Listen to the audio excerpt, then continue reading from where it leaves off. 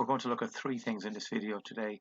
The first one is the formula y is equal to mx plus c, which is the equation of a line, and m is the slope and c is the y-intercept. So for example, if I have a line y is equal to 2x plus 1, I know that the slope is 2 and the y-intercept is 1. Let's have a look at these. Before we look at them, you should be familiar with where these equations are in the formulae and tables book. I think it's page 18 under coordinate geometry, and all the information in here you need to know about coordinate geometry is here. There's our equations of the line. Let's have a look at them. So here's the line y is equal to 2x plus 1. It has a slope of 2 and a y-intercept of 1. The vertical line is the y-intercept, and indeed it is going through 1, and the slope is equal to 2. So if I start here at 3 and I come down 2 and across 1, I can see that the rise of the run is indeed equal to 2. Let's look at the line y is equal to 3x plus 6. The slope is 3 and the y-intercept is 6. You can see the y-intercept is 6 and the slope is 3. The rise of the run would be 3. And you can pick a number of points for that. Maybe I could pick 6 down to 3. Look, the rise is 3, the run is 1, so that would be a slope of 3. Slopes don't have to be positive. I can have a y is equal to minus 1x, or often we just write minus x. So the slope is minus 1 and the intercept, the y-intercept is minus 2. Indeed, there you can see the y-intercept is minus 2, and I've got a rise is 2 and a run is 2. So that's a 2 over 2, rise over run is equal to 1, and it's a negative 1 because it's leaning backwards. In this case, y is equal to mx. There's no c, so it's 0. It goes through 0, 0. That's where this line goes through. And the slope is 1.5. Two special lines I'll talk to you about now is one is, and there's the line y is equal to 3. No matter what the value for x is, y is always equal to 3. This black line going across here. And the other line, which is x equals 4. Again, no matter what the value for y is, x equals 4. That's a vertical line. Okay, there's two special lines. Okay, the second thing, I can work out the equation of a line from a graph. So here's an equation, here's a line. Let's work out the equation. Well, we know it's going to be y is equal to mx plus c. We know that c is equal to 2 because it cuts the y-axis at 2. What's the slope? The rise over the run.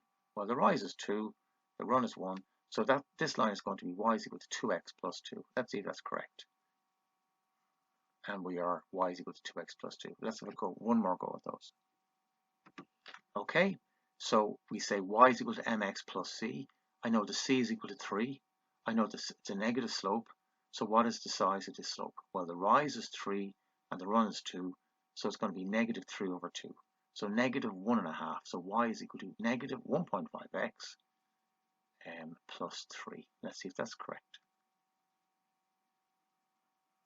And there we go. Y is equal to minus 1.5x plus 3.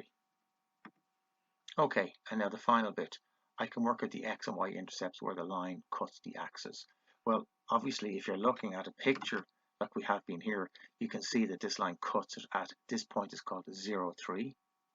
Remember, along the corridor 0 and up 3.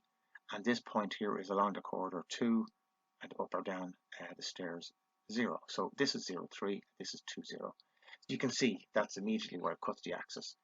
You can see this one cuts it at 2 and 1, minus 1.